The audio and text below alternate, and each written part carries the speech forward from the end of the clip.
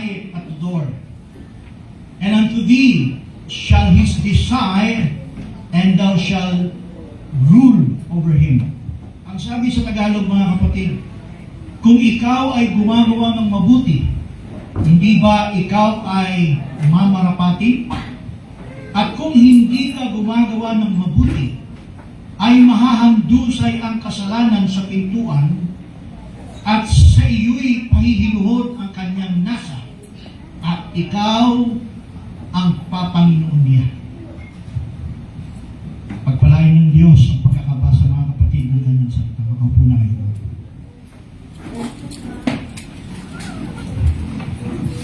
Ang talatang binasa po natin, mga kapatid, alam na ninyo, ang kwento tungkol diyan. Tungkol po sa buhay ng magkapatid na si Cain at si Abel at ang Diyos. Praise God. So, pamagat po ng aking gustong ibahagi ay may kinalaman po ito sa Logos. No?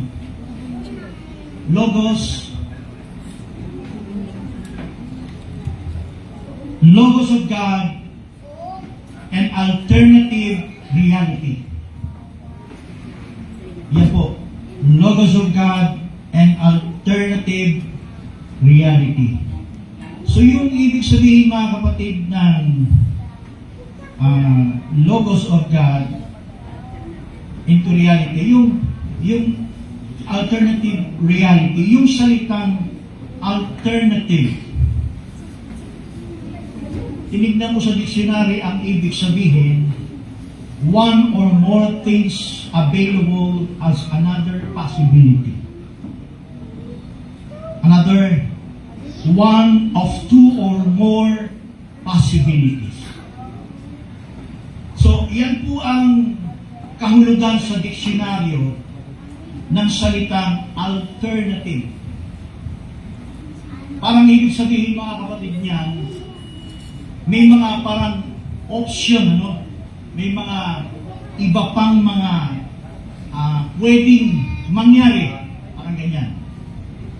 Yan ang ibig sabihin ng alternative. Yun namang sa Logos of God, alam na naman ata natin ito lahat, di ba? Pag sinabing Logos of God, ito'y patungkol sa kaisipan ng Diyos. At hindi lang yun, maraming pwede tayong pag-usapan patungkol sa Logos. Napakalawak po niyan. Merong topic sa Logos na pinag-uusapan ng Diyos. May topic sa Logos na pinag-uusapan na si Kristo. May topic sa Logos na pinag-uusapan na yung kanyang plano. Napakaraming paksa pagdating po sa Logos. Hallelujah. Pero yung gusto ko pong i-share, mga kapatid, at may kinalaman sa binanggit ko kanina na alternative reality. Praise God. Alternative reality. Susulat na lang niyo dyan sa ano po, ano? Meron po kayo.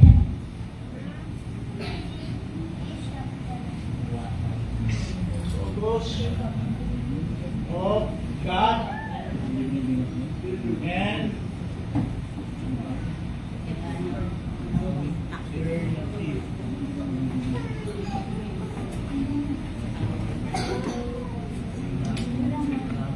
reality.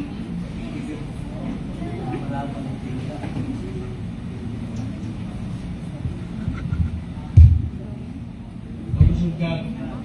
Genesis chapter 4, verse 7. Okay. So yan po yung Logos of God and alternative reality. Mahal sa mga tayo ng Panginoon dyan, mga kapatid, sa pag-aaral natin. Praise God. So, huwag po natin kalimutan yung tanong-bulong, yung katabi po natin, tanungin natin, bulungan natin sa mensahe. Huwag natin po silang hayaan na sila ay nag-uusap-usap. Huwag natin hayaan na sila ay nagsisilip sa cellphone nila na ibang ginagawa, mga kapatid. Hindi po yan tama sa loob ng gawain ng Diyos. So, Gawin natin mga kapatid, yung mga diakono natin, yung mga naka-assign, mga overseer natin, mga elders natin, pagmalasakitan po natin ang ating mga kapatid sa loob ng iglesia natin. Para hindi po sila mag-distract ng kaaway. Hallelujah. So yan po yung kalooban ng Diyos. Yan po yung nararapat. At huwag po natin hayaan na mayroong bata ang tatayo pupunta sa tindahan sa oras na mayroon na nagpipreach. Yung bibili sa tindahan, lalabas sa pintuan, pupunta pa dun sa tindahan para bumili. Mga magulang, huwag niyong hayaan silang lumabas. Tabihan niyo sila at pupusan natin sila. Hallelujah. Okay, so balik tayo sa topic natin mga kapatid.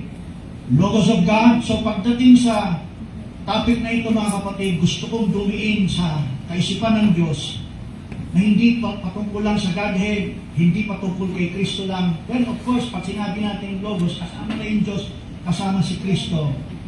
Hallelujah. Sa panahon ng pinag-uusapan natin, hindi beyond time, but Logos in time. Kasi dalawa po ang ibig sabihin ng Logos, beyond time, sulat niya yan, at in time. Okay, so, para maintindihan natin kung ano yung talagang nasa beyond time, kung ano yung Logos ng Diyos sa kanyang kaisipan, in beyond time, makikilala natin sa paraan ng in time. Pag nasabi natin in time, mga kapatid, ang Diyos po ay nag-step out from eternity. Yan sinabi ni Babalang yan. God, Almighty God, was step out from eternity into in time. Bakit?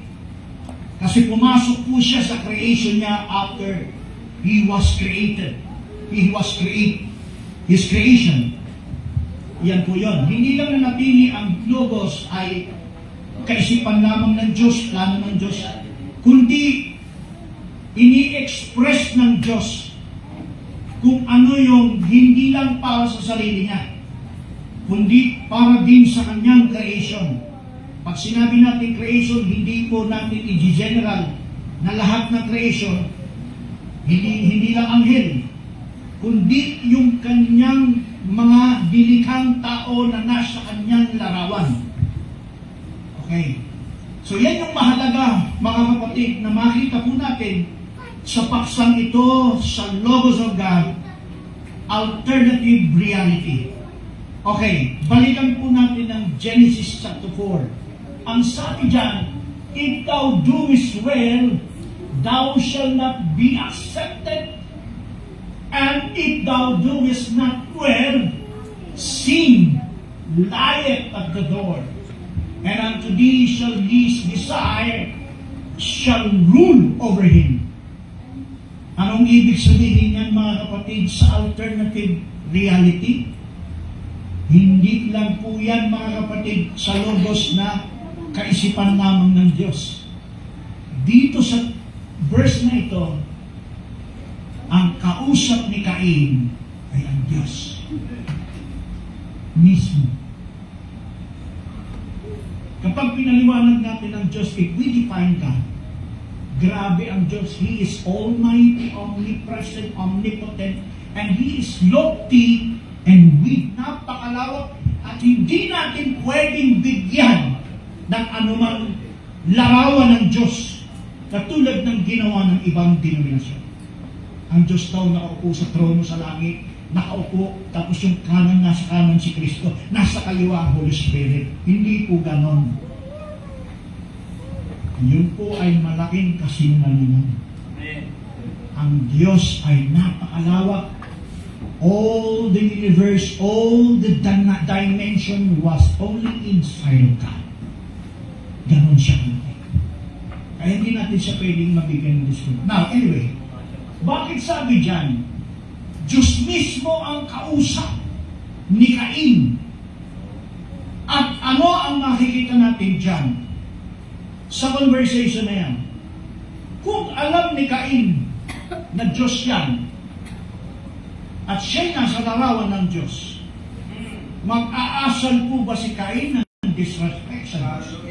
Because in this verse, pag binasa po natin sa baba, in verse 8, and Cain talked with Abel his brother, and it came to pass when they were in the field that Cain rose up against Abel his brother and slew him. Yun po yung ginawa ni Cain sa kanyang kapatid na si Abel. Pinatay niya. At sabi gano'n ng Diyos na ang dugo ni Abel ay nagsasalita sa Diyos. Now, itaas natin sa verse 6 o 5. But unto Cain and his offering he had respect. Not respect, and Cain was very wroth in his countenance fell. And the Lord said unto Cain, Why art thou wroth, and why is thy countenance fallen? Ibig sabihin, sa kwentong papagsain natin, naghahandog si Abel, naghahandog si Cain, at yung paraan ng kanilang paghahandog kailangan sunugin ng Diyos. Kayo sa inan? Wala nang gamin sa inyo. So, ang nangyari, ang sinunog ay yung handog ni Abel. At hindi sinunog o tinanggap ang handog ni Cain. Kaya, from on and on, mga kapatid, hindi talaga tinatanggap ng Diyos ang hain ni Cain. Ang tanong na lang natin dyan, bakit? Kasi, nagbago si Cain ng paraan ng paghahandog. Kung si Cain ay nagbago ng paraan ng paghahandog, anong paraan ng ginawa ni Cain? Hindi na ayon sa kalooban ng Diyos. Hindi na po ayon sa logos ng Diyos. Ibig sabihin, hindi na ayon doon sa nakikita ng Diyos sa kanyang kaisipan. Ang ibig sabihin, nabago ba? Nabago. Ibig sabihin, sa kaisipan ng Diyos, si Cain sa pasimula ay naghahandog ng tama. Handog ni Cain ay wasto, kaya tinatanggap ng Diyos yung kanyang hain, ganun din si Abel. Pero nung panahon, bigla siyang nagbago. Bigla niyang pinihit. Isinantabi niya yung alam niyang tama. Ano nangyari? Basahin natin ulit. 7. Sa Tagalog na lang, para maganda. Sundan niyo mga kapatid, ha? Kung ikaw ay gumagawa ng mabuti, ibig sabihin, sa tagpong yan, dati nang gumagawa si Cain ng mabuti. Amen? Dati na. Pero ano nangyari? Di ba ikaw ay mamaratapin? Sabi ng Diyos, Diyos mismo ay nagsasalita eh. At kung hindi ka gumagawa ng mabuti, ay mahahandusay ang kasalanan sa pintuan. Anong yung ibig sabihin yan? Ang ibig sabihin yan, sa time na tama pa ang ginagawang paghahandog ni Cain, ganun din si Abel. At sinusulong ng Diyos, parehas ang handog nila. Yun ang mabuti. Bakit tinawag ng Diyos na mabuti? Kasi it will be connected to the Logos of God. And that is the alter, at related din sa alternative reality. Ibig sabihin, naramdaman ni Cain nang siya ay umiba, lumihis ng tamang paggawa sa Diyos, naramdaman niya ang epekto nito. At ano nangyari? Ang sabi ng Diyos sa kanya, nireveal kay Cain kung ano ang naging dahilan ng kanyang pagpatay sa kanyang kapatid. Anong dahilan? Dahil sa pagtigil niya sa paggawa ng mabuti. Anong sabi diyan? At kung hindi ka gumagawa ng mabuti, ito ang pasunod.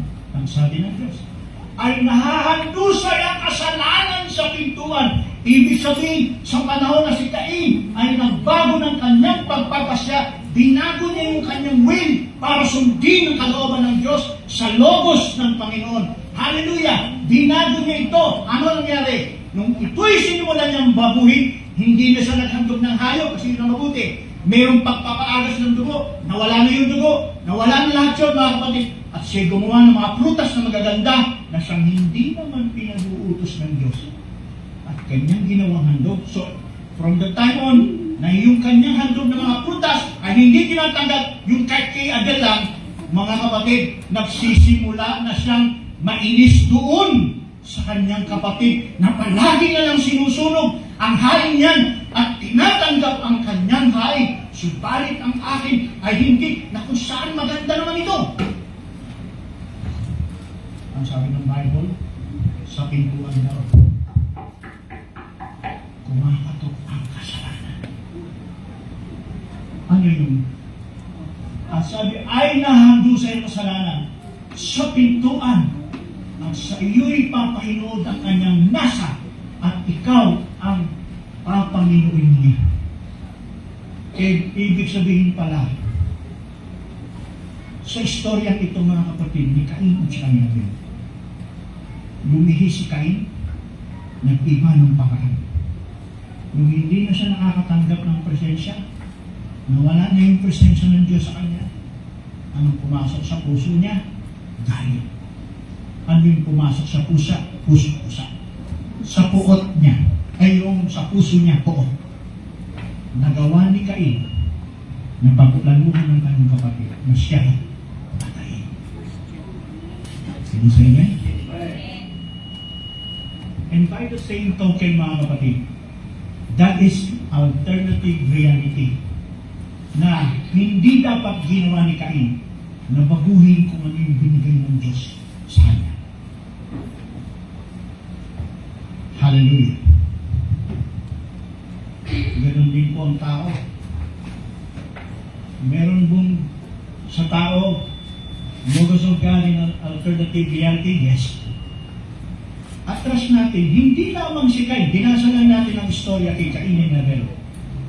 Kahit po kay Adan at Eva, meron din po bang nagaganap sa panahon ng Garden of Eden ng expression ng logos ng Diyos? Yes. I hope sana nasusundan yung sinasabi ko, mga kapatid. Meron din pong naganap na logos ng Diyos sa time ni Adam and Eve. Hallelujah. Meron. Pag sinabi natin alternative, may possibility mabago, may possibility magtuloy-tuloy. Parang dalawang sanga. Pipiliin mo yung isa, pipiliin mo yung isa. At kung ito'y pinili mo, ito mangyari. At kung isang pinili mo, ito mangyari. And that is the possibility. One or two, one or one another possibility. And that is alternative. So, nangyari kay Cain, ang pinili ni Cain, nagbago siya. Kasi alam niya na yung una na tama. Sinubukan niya yung isa. Ang kaso, nung sinubukan ni Cain na baguhin yung isa, ano nangyari? Hindi na siya bumalik doon sa dati. Pinanindigan talaga niya yung habang buhay. Ano yung sabihin? Ang nangyari kay Cain, kung ano yung ginawa niya na bago, ay pinanghawakan niya sa sarili ng tama kaysa sa sinasabi ng Diyos. So, ano nangyari sa kanya? Hindi siya bumalik. Kaya ang sabi ng Diyos sa 4:7, kung babalik ka ba sa dati mong ginagawa na tama, hindi ko ba yung tatanggapin? Tatanggapin ng Diyos. Halimbawa, nagbago siya, naghain nga siya ng prutas. Napagtanto niya, hindi tinatanggap ng Diyos. Hindi nga ito kalooban ng Diyos, ay balik ka lang ako sa dati. Magsisi siya at balikan niya yung dati. Tatanggapin ba ng Diyos o hindi? Tatanggapin. Siya mismo ang may sabi. Tatanggapin.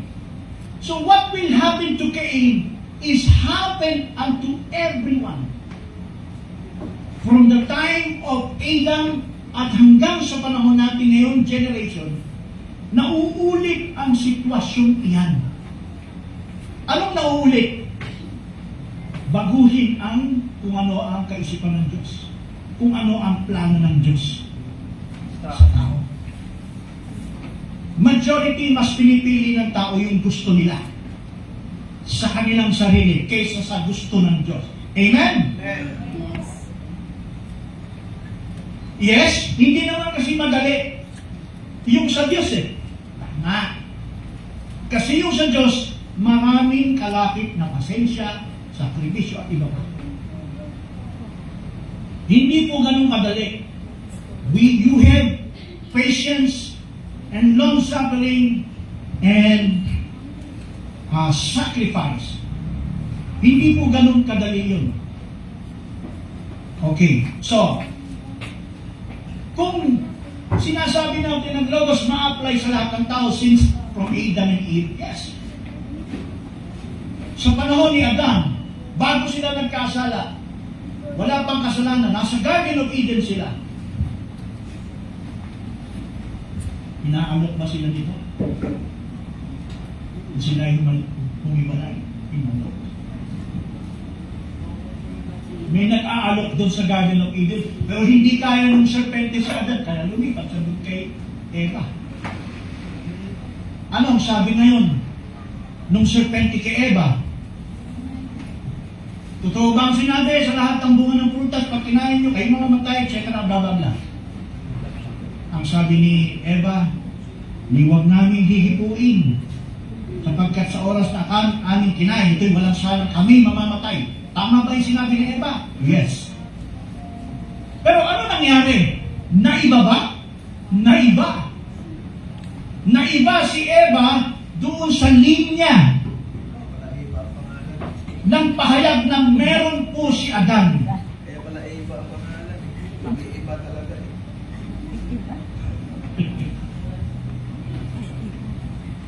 Ano nangyari kay Eva? Naiba. Naiba siya ng landas. Ngayon, if we apply this alternative reality to kay Eva, nagkasala na si Eva, nahiwalay na siya. Kung si Adan ay hindi na natili doon sa alam niyang tama, what will happen to Eve? Mamamatay si Eve. Mawawalan na siya ng kasama. So sa logos ng Diyos, mga kapatid, pinili ni Adan ang magsakripisyo para sa kanyang asawang babae. Kaya, ang ginawa ni Adan, he will sacrifice himself unto death para ang kanyang may bahay ay maisalba. He was offered to himself to death para yung babaeng nagkasala sa kanya ay maisalba sa kasalanan. Naisalba ba siya ni Adan? Yes. At si Adan ay tipo ni Kristo. Si Eva ay tipo ng church. Larawan po yan ng logos, mga kapatid. At doon sa alternative reality na meron kay Adan, mga kapatid, napakaganda ng ipinakita ni Adan. Bagamat nung panahon nasa Eden sila, bago ang kasalanan, bago ang pambubuyo ng serpente, maganda ang buhay ni Adan. Pumipitas lang siya ng bunga ng punong kahoy, nag-i-enjoy siya sa presensya ng Diyos sa loob ng Eden. Hindi pala yun ang kalooban ng Diyos. Ang Diyos ang kailangan pala ni Adan padaanin siya sa matitinik. Bakit? Kasi para masubukan talaga siya kung siya ay sa Diyos. And that is alternative reality. Paraan ng Diyos na tila pala parang it's a possibility. Na minsan kung isipin ni Adan, bakit kaya nangyari sa akin to? Nang aking asawa ay nahulog sa ganito. Tapos ako ngayon masasakripisyo ngayon ako sa kamatayan. Yun pala, pinakikita sa logos ng Diyos in the Garden of Eden, hindi kalooban ng Diyos si Adan ay habang buhay na lang siyang nakaganon sa Eden, na relax, na walang anumang kailangan sa Diyos na pagsubok. Kaya siya pinahintulutan ng Diyos na si Eva ang ginamit, na siya ay magiging dahilan ng kamatayan at kamatayan spiritual. At si Adan ay mapalayas ng Eden at haharapin niya ang madawagang lugar, mainit na lugar. Kung tayo si Adan kaya ng panahon na yun, pinalaya sa Eden? Babalikan mo ba yung magandang kalagayan mo doon sa Eden? Ganun kaya si Adan? Nilingon kaya si Adan yung magandang kalagayan niya? Hindi. Tinanggap niya yung alternative reality in his life. Tinanggap ni Adan nang sabi ng Diyos, sa tinik na ito, ikaw ay maghihirap. Sa pawis na ito, ikaw ay kakain. Kasi hindi siya nagtatrabaho nun. Hindi siya naghihirap nun. Hindi may paghihirap na bubungkan sa kantina. So pinahirapan si Adan sa panahon na yun because that is alternative reality. Kasi bakit? Yung pagkalaglag ni Eva at ni Adan sa kasalanan, magsisimula na ang mga attributes ng Diyos ma-express sa kanilang mag-asawa. That is Logos of God. Ano yung Logos of God? Yung nandun sa Diyos, nandun sa kanyang isipan, nandun sa kanyang plano, na ang lahat ng kanyang mga attributes ay mailabas niya sa pamamagitan ng mag-asawa. God is Jehovah Rapha, God is a Savior, God is a Redeemer, God is a Provider, etc. etc. Lahat yun naranasan nila Adan at Eva nung sila'y umalis na sa Garden of Eden. You say amen? God was express His attributes to Adam and Eve. Hallelujah! Yan ang purpose niyan, mga kapatid. Paano kaya kung halimbawa, nanatili lang si Adan na gusto niya, ito naman, galing lang sa sinapupunan ko tayo, bahala sa dyan. Kung halimbawa, gano'n na naging pasya ni Adan, ano mangyari kay Eva? Mamamatay si Eva. Mawawala si Eva, pupuksain siya ng Diyos. Pero hindi gano'n na nangyari. Ang ginawa ni Adan, kiluhan niya yung isang possibility. Yung isang paraan. At alam niyo mga kapatid, yung isang possibility, yung alternative na yun, na kinuha ni Adan, ay isang paraan ng Diyos na nandun sa kanyang kaisipan. Nandun sa logos ng Diyos. Ang ibig sabihin, ito palang paglabas niya ng Eden, ito palang daraanan niya ay logos ng Diyos in alternative reality. Hallelujah. Praise the Lord. Marami pa tayong pwedeng maging halimbawang karakter tulad nila Noah. Pwede ba natin ma-apply ang logos of God in alternative reality sa kanila? Yes. Hallelujah. Kung halimbawa ay si Noah, sino ba? Magbabago siya ng pasya. Hindi siya makikinig sa ibinigay ng Diyos na mensahe para sa kanya na magtayo ng arka. Kung hindi siya sumunod? What will happen? Patay si Noah at ang kanyang buong pamilya. Sino pa yung pwede natin maging halimbawang karakter? Logos po ito. Si Moses. Si Moses ay propeta ng Diyos. Ano ba yan? Unang propeta ng Diyos na tinawag para sa Israel. Kung siya ay tumanggap ng mensahe at hindi niya ito sinunod, nag-iba siya ng paraan. Ano kaya mangyari kay Moses? At ano mangyari sa Israel? Mawawala sila. Lahat sila ay mawa-wipe out kung hindi si Moses sumunod sa Diyos. Walang kikilalaning bayang Israel na tatawagin ng mga anak kung hindi si Moses sumunod sa kalooban ng Diyos. And speaking about Moses, siya po ang sumulat ng Deuteronomy. At dito sa pinag-usapan natin, he knows about the logos of God. At siguro, wala siyang term ng alternative. Alam ni Moses kung ano yung revelation na dumarating sa kanya when it comes to sa bayan ng Israel. Let's go to Deuteronomy. Medyo mahaba ito, pero bibilis ako na. 28. So parang isa-summary ko lang. Ang Deuteronomy 28 ay isa sa Pentateuch book na sinulat ni Moses. Ano yung Pentateuch? 5 aklat ni Moses from Genesis, Exodus, Leviticus, Numbers, and Deuteronomy. So, ang huli po yung Deuteronomy. Ngayon, ano yung gusto? Pakipag sa. Ha? Deuteronomy 28. Pansinin niyo ito mga kapatid. Ito yung logos sa panahon ni Moses. At mangyayari kung iyong diniging masikap ang tinig ng Panginoon mong Diyos upang isagawa ang lahat niyang utos na aking inutos sa iyo sa araw na ito, ay itataas ka ng Panginoon mong Diyos sa lahat ng mga bangsa sa lupa. Si Moses ay nagsasalita in behalf of God para sa bayan ng Israel. Propeta siya. So ano yung nilalaman ng sinasabi ni Moses? Ano yung sinasabi at para kanino? Sa bayan ng Israel. Propeta siya ng Diyos eh. Sabi sa verse 2, at ang lahat ng pagpapalang ito ay darating sa iyo at aabot sa iyo kung iyong didinggin ang tinig ng Panginoon mong Diyos. 3. Magiging mapalad ka sa bayan, magiging mapalad ka sa parang taas. 4. Magiging mapalad ang bunga ng iyong katawan at bunga ng iyong lupa at ang bunga ng iyong hayop at karagdagan sa iyong bakahan at mga anak ng iyong kalam. Magiging mapalad ang iyong buslo at ang iyong anak.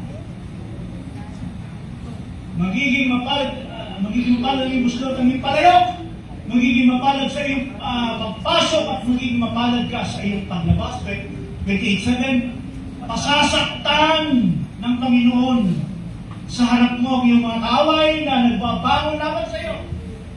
Sila'y lalabas laban sa iyo sa 100 at tatakas sa harap mo sa 700.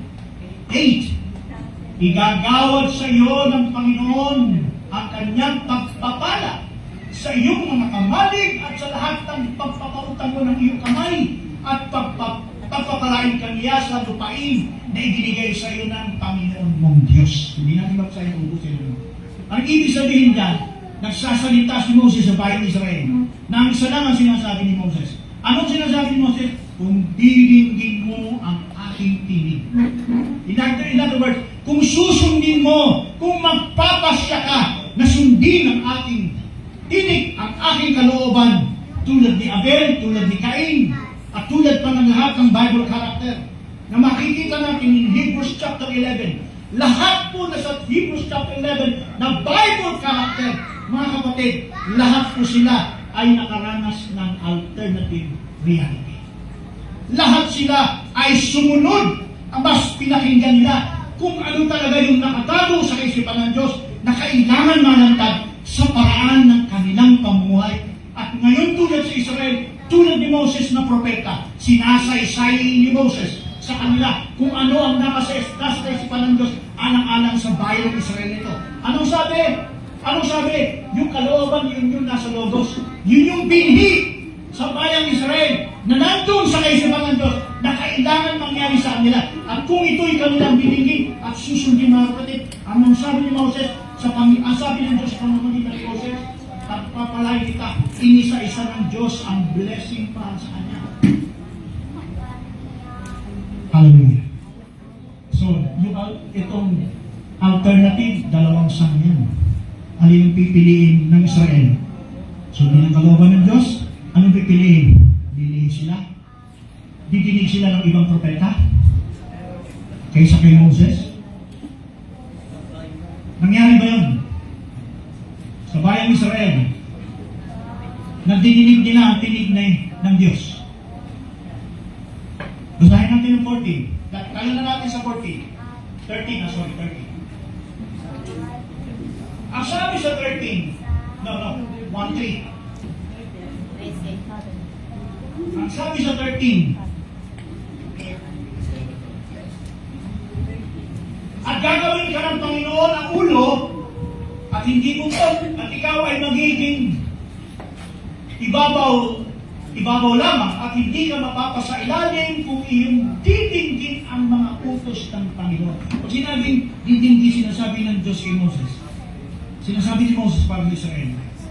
Hindi salita ni Moses yan. At i-diretso natin, nasa loob ng kaisipan ng Diyos. Nasa loob ng logos. Yun ay binhi, mga kapatid. Nagiging ang utos ng Panginoon mong Diyos na aking inutos sa iyo sa araw na ito na iyong sundin at gawin. Okay. So, binhi na nasa loogas ng Diyos, kailangan magkaroon ng reality sa kanila, sa bayan Israel. 14. At huwag kang lilihis sa anuman sa mga salita na aking inutos sa inyo sa araw na ito, sa kanan o sa kaliwa, upang sumunod sa ibang mga Diyos na pinaglilingkuran sila. So pagdating po sa verse 15, ito naman yung opposite side. Kung yung 20, verse 1 hanggang 14, yan ay blessing kung susunod sila. Ang 28, verse 15, hanggang pababa yan ay paglihis o hindi pagdinig ng bayang Israel. Ito ang mangyari sa kanya. Basahin natin yung ilan lang. 15, ngunit mangyayari at na kung hindi mo didinggin ang dinig. So kanina didinggin, ito hindi didinggin. Ng Panginoon mong Diyos na isasagawa ang lahat ng kanyang mga utos at ang kanyang mga palatutunan na aking inutos sa inyo sa araw na ito, na ang lahat ng sumpang ito ay karating sa iyo at aabot sa iyo. So that's the opposite side ng alternative. Okay. Sa 16, sumpain ka. Sabi, sumpain ka. Sa bayan at susumpain ka sa parang. Sumpain ang iyong buslo at ang iyong palayok. Sumpain ka sa iyong pagpasok at susumpain ka sa iyong palabas. Ibig sabihin kung paano sinabi ng Diyos taas 21 up to verse 40, inuulit lang ng Diyos in negative side kung hindi sila sumunod. So anong ibig sabihin dito sa 28 na to para kay Moses? So ang pinag-usapan natin ay Logos. Ibig sabihin, nung time na yun sa bayan Israel, na sila ay pinangungunahan ni Moses, tumatayo si Moses sa kaisipan ng Diyos papunto sa Logos. Ito ang kailangan maganap sa bayan Israel. Pinag-uutos ng Diyos. Hindi natin didetalye kung ano ba yung dapat dinggin ng bayan ng Israel. Siyempre, kautusan yun. Wala nang iba kundi kautusan. Can you say amen? So yung kautusan ng Diyos na binigay sa bayan ng Israel, dapat yun ay sundin nila. Dahil kung ito'y kanilang susundin, may blessing na kaakibat. Sinabi na, binasa natin. Sumalit, kung sila ay lilihis in other way around, and that is another possibilities na kanilang pupuntahan, ikakapahamak nila ayon sa sinabi nila. In other words, brothers and sisters, pattern po ito ng bayan Israel, pattern para sa ating big church. Can you say amen? Kung ano yung larawan ng Israel, bayang Israel, ay ganun din tayo sa bayang ito na walang iba kundi ang iglesia ng ating Panginoon. Kung paano ang church, ang Church of the Wilderness ay tumanggap ng message through Moses, ganun din ang church tumanggap ng message, the Gentile church ay tumanggap ng message through our Lord Jesus Christ. And Jesus Christ is also a prophet in the New Testament. Hallelujah. At hindi lang siya basta prophet, no? He is a theophany of God. He is the seed of God. Hallelujah. Na tumayo mula sa umpisa ng iglesia until the last church age. As a mighty angel. Nagbigay siya ng mensahe sa church na ito na kung paano sa panahon ni Moses, sinabing dingginin niyo ang kanyang utos. And by the same token, sa Church of the Living God, start from Ephesus until Laodicea, Jesus Christ was turned in His feet from the left up to the right, and He was claimed to the Revelation 10 with the open book. Mapalad tayo mga kapatid, dahil si Kristo ay naisalarawan na hawak niya ang maliit na aklat na bukas. At ang sino mang pangalan na nandoon sa loob ng aklat ng buhay ay aklat ng buhay, of course, yes, ay tatanggap ng kaligtasan and many things to come. Can you say amen? Revelation 10, 1 of 2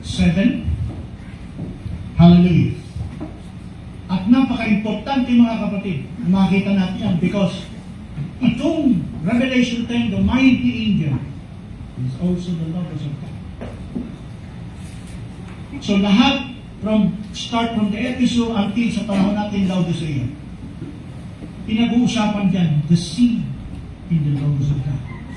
The seed was in the Logos of God connected to alternative reality. Ibig sabihin, mula sa panahon ng Epeso, hindi ko na may isa-isa yan, hanggang sa panahon natin ngayon, meron tayong tinanggap na mensahe sa Diyos at ang message na ito ay considered as a seed of God inside the Logos. Ibig sabihin, ito yung tinitignan ng Diyos sa kaisipan niya. Yan ang tinitingnan ng Diyos. Yan ang kanyang pinagbabatayan. In this last church age, Laodicea, hallelujah. Pinakita ko na ang pattern from Old Testament, the time of Cain, at yun ang ating text, ano? In the time of Moses, at sa iba pang Old Testament character, makikita natin na sa kalooban ng Diyos, sa kanyang Logos, at when He stepped out from eternity, and He was into a time, nagbago siya ng bilin. So, ano ngayon ang bilin ng Diyos in time? Ang bilin ng Diyos in time, ang bargaining para sa lahat ng kanyang predestinated. See, from time of Adam to Abel, from time of Noah, time of Abraham, until mga prophets, until the time of the church, time of Jesus Christ, time of the apostles, time of the church age, lahat ng yan mga kapatid ay nasa Logos ng Diyos. Seed na ang pinag-uusapan dito. Hallelujah. Seed. Ngayon, anong sabi?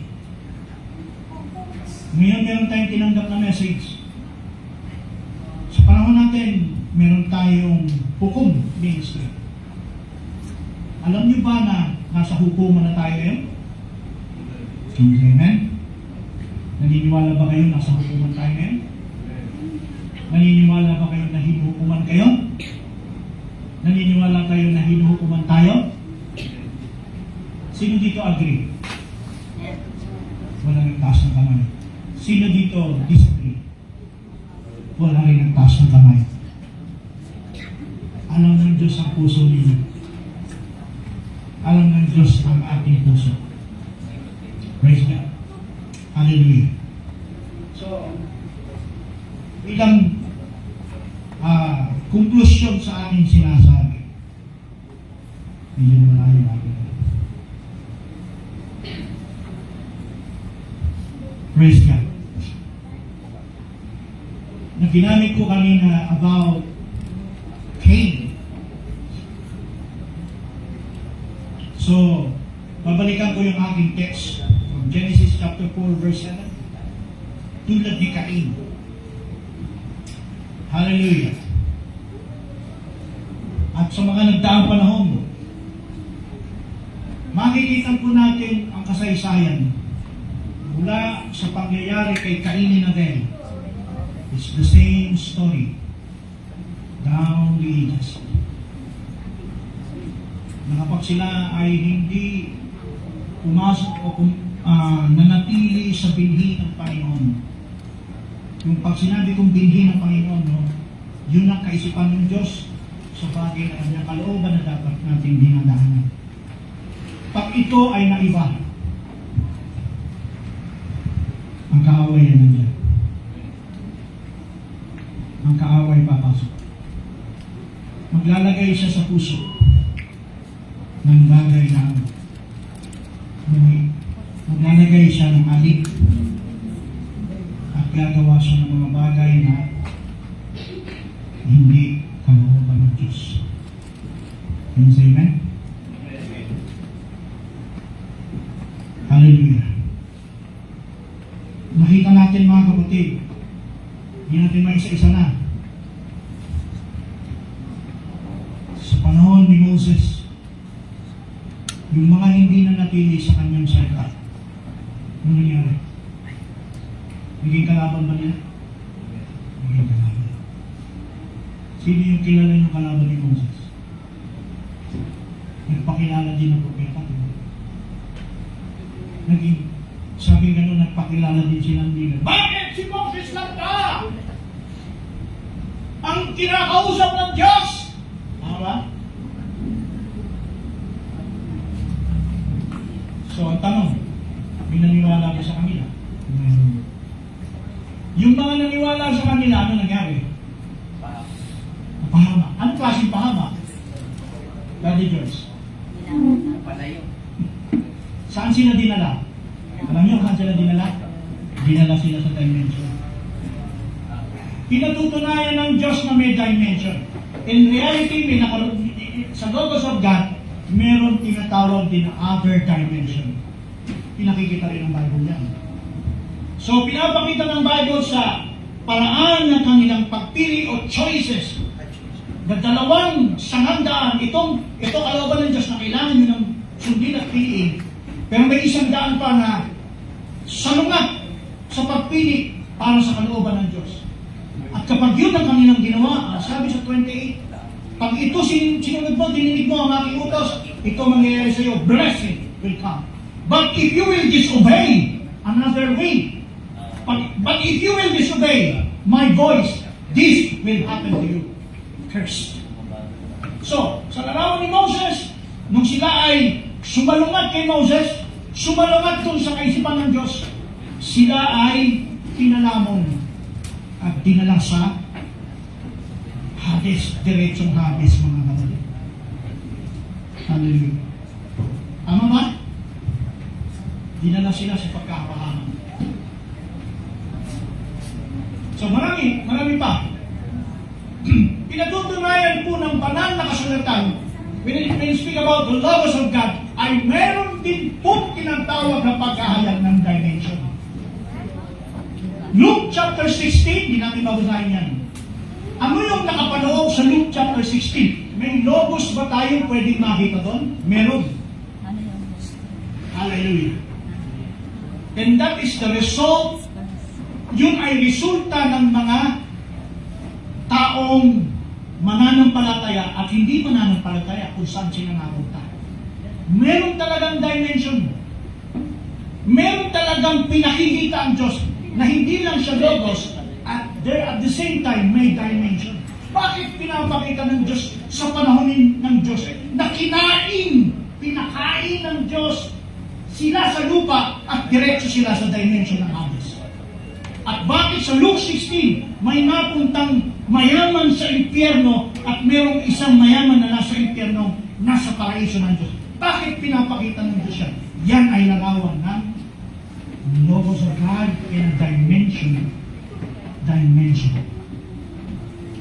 Na kapag ito ang pinili natin, suwayin ang kalooban, yun ang magiging kalagayan. Bakit ba yung pinasulat ng Diyos? Para magsilbing babala para sa ating lahat. Wala pang pwedeng makapagsabi dito, wala namang impyerno, hindi naman totoo yan. Wala namang langit, hindi naman totoo kasi wala namang nakarating pa. Mga nakarating doon at nabuhay na nagsabi. Meron na po mga kapatid. Marami nang nakaranas niyan at napapanood natin sa TV yan. Na inaranas ng Diyos sa kanila na may totoo talaga na dimension. Hindi lang logos, ang logos may kaakibat yan na dimension. Hallelujah. So say praise the Lord. Totoo ba yan mga kapatid? Meron. May dimension na kayo. Kung alin ang pipiliin natin, we have a choice. So ano yung choice dapat natin? Dapat yung mapili natin, yun yung nandun sa kaisipan ng Diyos. Yun yung nandun sa Logos of God. Hallelujah. I have no much time mga kapatid. Pero masasabi ko, tayo ngayon ay tumanggap ng message. Kung tumanggap tayo ng message in these last days, alin ang pipiliin natin? Pipiliin ba natin na sundin ang kalooban ng Diyos?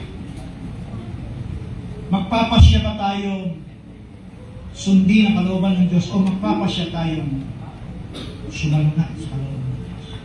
That's very simple. Hallelujah. Napakarami nating pwedeng paksain o puntahan, kulang lang ang ating oras.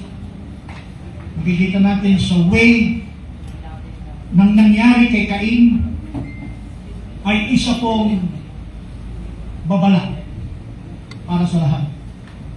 Doon sa kalagayan, pagbabago sa kalooban ng Diyos. Ibig sabihin pala, saka Genesis 4:7, kung dati na tayong nakakagawa ngayon, at dati na natin nalalasan kung ano ang tamis ng kanyang kalooban, huwag po tayong bibitaw. Huwag po tayong magbabago. Last verse before I close. Ang sabi ni Pablo in Hebrews chapter 6, verse 1. Sabi ni Pablo,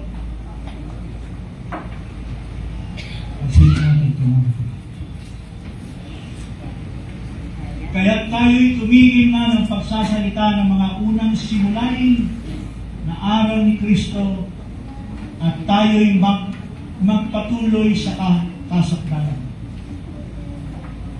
Yung sinasabi ni Pablo, yung nagsasalita ng unang simulain ng aral ni Kristo, yan po yung stagnant. Yan na yung nakontento na kung ano yung natanggap nila. Hindi po ganun ang tulong. Ang sabi, na huwag natin ilagay na muli ang kinasasaligan ng pagsisisi sa mga patay na gawa at ng pananampalataya sa Diyos. Ng aral na tungkol sa mga paglilinis at ng pagpako ng mga kamay at ng pagkabuhay na maguli ng mga patay at ng paghukom na walang hanggan. 3. At ating gagawin ito kung pahihintulot ng Diyos. 4. Anong sabi sa 4? Sapagkat tungkol sa mga minsang naliwanagan at nakalasap ng kaloob ng kalangitan. Ano yung kalangitan? Yun ang Diyos na mayroong kaisipan o plano. Yun ang kalangitan. Nakahayag sila doon sa logos, naandun sa Diyos ang kalangitan niya. Ibig sabihin ng kalangitan. Pag sinasabi natin kalangitan, hindi yan geographical place na, ano? Diyos yan na may pag-iisip, na may plano, na may ganito, etc. Nakalasap ng mga kabahagi ng Espiritu Santo. 5. At nakalasap ng mabuting salita ng Diyos at ng mga kapangyarihan ng panahong darating. 6. At saka nahiwalay sa Diyos. Hallelujah. Anong sabi? Ay hindi, nakahiwalay sa Diyos, ay di maaaring babuhin sinang muli. Sa pagsisisi, yamang kanilang ipinapagpakong muli sa ganang kanilang sarili ang anak ng Diyos at inilalagay na muli siya sa ano daw? Sa hayag na? Ano ibig sabihin niya? Yung nangyari kay Cain, nangyari to. Kapag tayo ay nakalasap na, ano ba ang dapat na maging attitude? Kung naiintindihan natin kung ano ang kalooban ng Diyos, hindi mo yan bibitawan kung nalasap mo na yan. Hindi natin bibitawan yan, hindi natin iiwanan yan. Susulong tayo, aabante tayo, yun ang gusto natin. Yun ang nasa binhi ng Diyos, yun ang nasa logos ng Diyos, yung binhi na nasa Diyos, susulong tayo. Hindi tayo babalik doon sa nakaraan, hindi ka babalik doon sa mga parang traditional, no? Na hanggang doon lang, walang abante. Ang sa Diyos pala, sa Logos pala, in alternative reality, ay ang possible ay kailangan bumabante. Kaya mga kapatid natin, may message siyang adjustment. Pangalawa mo. Sino nakakatanda? Adjustment. Sunod. Nako, Hindi ko alam. nakakalungkot talaga tayo, no? Araw-araw tayo nakikinig, pero hindi pa rin natin natatandaan. Hindi ako may sabi niyan. Kinopya ko lang yung sinabi ng ating kapatid. Adjustment. Sunod, Pastor. Hoy mga Okay. kabataan, sagot kayo, mga yun. Last. Adjustment. Update. David Chipping, Joshua. Isa na lang. Up. Ibig sabihin, progress yan. Ibig sabihin, pinapakita ng Diyos sa logos niya. Doon sa kaisipan niya, hindi tayo tuldok. Hindi Amen. tayo tuldok. Ang sabi ni Brother Branham, we are tama. Kailangan sumusunod. Kailangan yung ating mga sarili sa mensaheng ito, nagkakaroon tayo ng newly transformation. Meron dapat nababago, meron dapat naiiwan, may naitatabi na, may naiiwan, sumusulong ang mga panibago. Yan ang gusto ng Diyos. We are not church as traditional. Hindi tayo dito na nakatayo yung preacher, na kayo ay nakikinig lang, na ganun lang, na nakikinig time to time, every Sunday po makikinig, no? Kailangan magkaroon po tayo ng transformation. And that is the logos of God. When it comes to reality, alternative reality. Huwag tayo matulad kay Kyle. Huwag tayo matulad sa mga naisulat sa Biblia na sila'y napakama. Can you say amen? Can you say praise the Lord? Praise the Lord. Hallelujah. So, palakpakan natin pang mga kapatid. Kabilang Diyos, salamat po, Panginoon. Sa ating tuloy, may kakapusan man, Panginoon, ng aking pagpapahayag. But I pray, O God, Lord, na ang bawat mga katagang ito, Lord God, na aking pong nasabi, ikaw po ang magpuno sa puso, sa pandinig ng aking mga kapatid. Dalangin ko, O Diyos, na ang bawat isa po sa amin na naririto, Lord. Bawat isa na tinawag mo, bawat isa na nasa kaisipan mo, Lord. Na may matupad, Panginoon, ang binhi mo, Lord, sa logos mo, Panginoon. We speak about alternative reality, Lord. Hindi possibilities na isang daan na kung saan lihis, kundi yung daan, possibilities na kung saan daan na patungo sa iyo, Panginoon. Patungo sa iyo ng pagkakaroon ng isang transformation life. Lord, mabago kami. Maraming dapat ayusin sa iglesia nito, Lord. Maraming dapat ayusin sa buhay namin. I pray, O God, Lord, nawa ang salita mo na nakatago pa ako sa matagal na panahon, ang salita mo'y mahayag ngayon. Tulungan niyo po kami, Lord, na tulungan niyo po ang bawat isa na magkaroon kami ng pagpapasya na sundin namin ang iyong mga pinag-utos. Tulungan niyo po kami, Panginoon, natanggapin namin, Lord, yung mga bagay na naalisin sa buhay namin. Yung karakter na dapat na meron kami, Lord. Dapat yun, nandun sa kaisipan mo ang makita. At hindi yung bagay na sa sarili namin ng pagpapasya. Kung meron kaming ipinakikita ang larawan na ngayon, kung ito man ay hindi na nasa kaisipan mo, Lord, tulungan niyo po kami. Baka kami ay nagagaya, Panginoon. Tulungan mo kami na maiwasto ang aming mga sarili. Maiwasto namin ang aming mga buhay, angkop sa iyong mga salita. Lord, tulungan niyo po kami sa kabanalan. Makapamuhay kami ng maayos, Lord. Makita kami ng sanlibutan ito, Lord, na kami na ay tunay na mga anak mo, Lord. Sa paraan ng pamumuhay, hallelujah, na ayon sa iyong kalooban. Hindi lamang sa panlabas na anyo, maging doon sa panloob, sa pananalita, sa mga pagkilos, Panginoon. Dapat, Panginoon, makita ang iyong binhi sa buhay ng mga usa. Pagpatawad niyo po, Panginoon, ang aming mga kakulangan. Patawarin niyo po kami sa lahat ng mga kahinaan.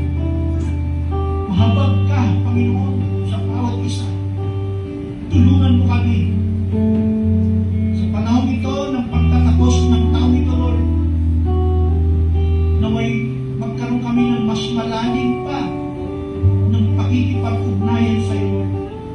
na hindi na tulad sa dati na parang paulit-ulit naman kami ng ganito, Lord.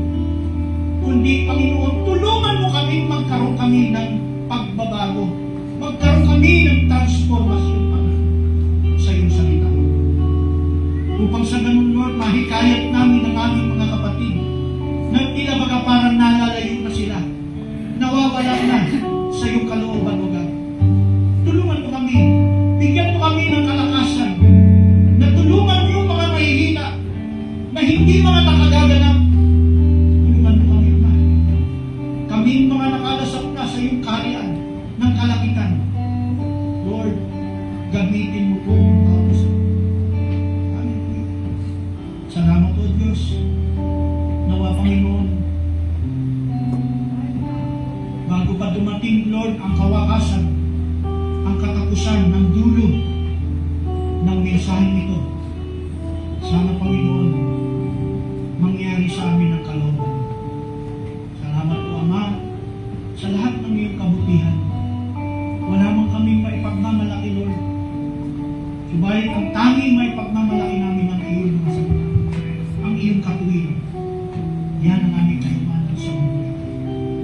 Yan ang aming inihahayag, pinapatutuo sa bawat tao. Gamitin niyo po kami. Hallelujah, habang may oras pa. Gamitin niyo kami. Lord, pukawin niyo ang aming kaisipan. Pukawin niyo ang aming damdamin na kami ay nananatili. Parang kami natutulog. Lord, parang kami ay nagliliban. Lord, nag-aaliw ng panahong season na ito, Lord. Kung kami nahulog, Panginoon, sa pagiging kompromiso, Lord, patawarin mo kami. Sapagkat ito'y sugat sa iyo, sa iyong salita, na hindi mo kami gustong nakikita na bagay na dapat ginagawa namin, nagpapaluto kami, nagsasalita kami sa kanila ng katotohanan tungkol sa panahon ito, tungkol sa tunay na kapanganakan ni Kristo. Lord, pagkos nakita mo kami na kung paano ginagawa ng sanlibutan, ay gayon na rin ang aming ginagawa. Mahabag ka, Lord. Mahabag ka.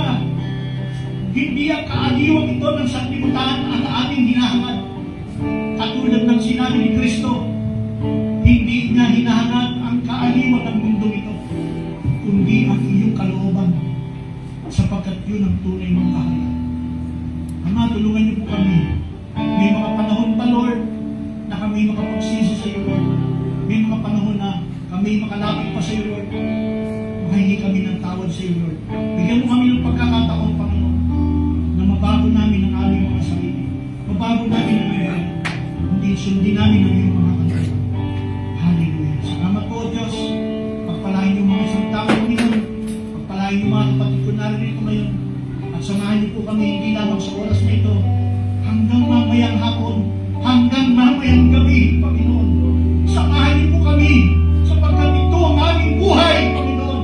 Ito ang aming pagkain, ang pagsunod at pagkagat sa looban mo. Hallelujah. Tulungan niyo po kami, Ama. Tulungan niyo bawat isa. Kung meron man kami mga hindi pagkakaunawaan, Panginoon, may mga bagay na hindi naiwawas, naisasaayos, Panginoon. May mga bagay na hindi ilalagay sa tama, Panginoon. Ama, hinihiling ko sa pamamagitan ng iyong anak na si Yesu Cristo, Panginoon. Ipamagitan mo kami sa Kanya, Panginoon. Hallelujah! Sapagkat, Lord, hindi mo kami tinawag, Panginoon, para sa mga ibang bagay, kundi tinawag mo kami para sa iyong kaharian. Lord, magdala kami ng iyong kalakwiran. Ma-enjoy namin ang kalangitan mo, Panginoon. Hallelujah! Mapapuspos kami ng iyong Espiritu Santo at hindi kami mapuspos ng kapaitan. Hallelujah sa aming puso, Lord. Nawa, Panginoon Diyos, mahabag ka. Tulungan niyo po ang bawat isa. Hallelujah, O God. Ang iglesia ito, tinataas ko, Panginoon. Maliit lang ang iglesia ito, Lord.